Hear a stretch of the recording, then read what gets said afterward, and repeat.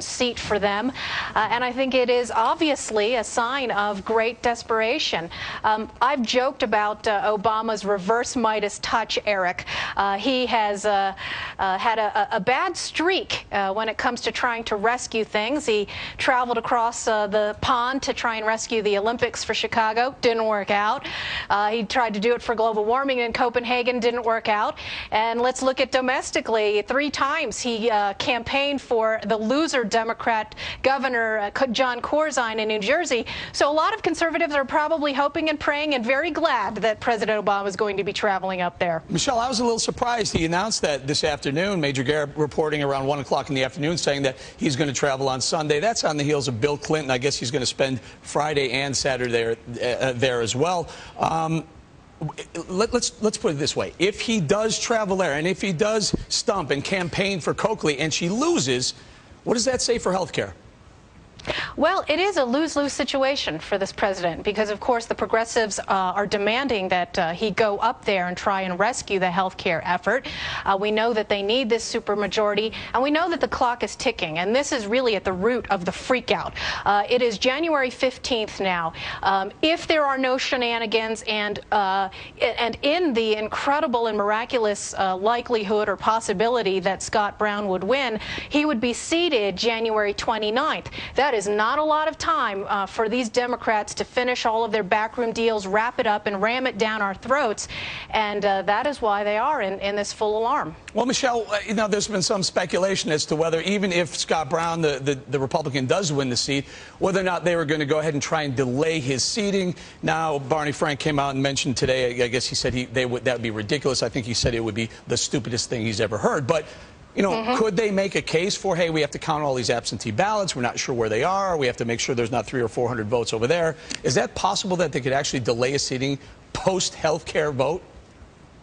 Well, we have to take everything that these Democrats say with a grain of salt. The Secretary of State of Massachusetts said that they will maintain that 10-day period, that 10-day window that is the norm for counting overseas ballots, military ballots, making sure that there's no fraud, and certifying this election.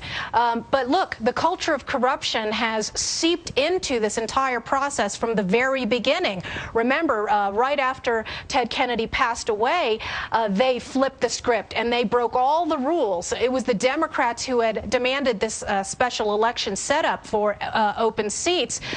They did that when John Kerry was running, Mitt Romney was governor. They wanted to rig the game then. So they've done it all along. What's to stop them from doing it again? It's their second nature. Michelle, I think it's been something like 38 years since a Republican or GOPers has held a Senate seat in Massachusetts.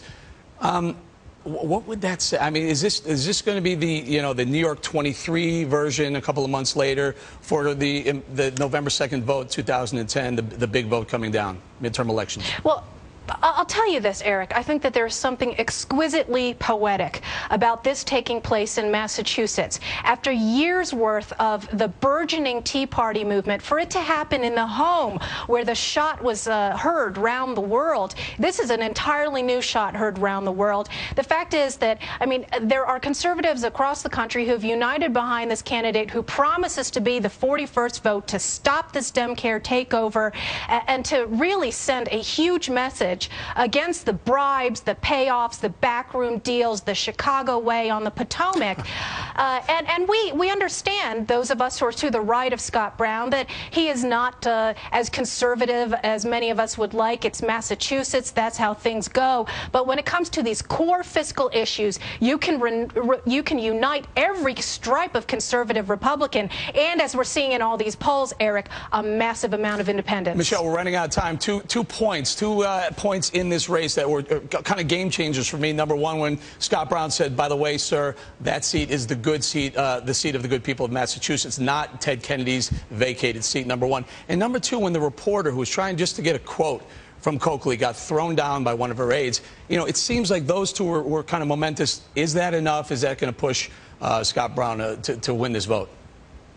Well, I think that coupled with Martha Coakley's own blunder mania, her tongue, her listlessness, and her sense of entitlement, all of this is a huge metaphor for what we've seen over the last year of Democrats taking their own base for granted and taking the American people's principles for granted. All right, Michelle, stay with us. The Bay State race set to impact health care reform. How's it doing that? Let's bring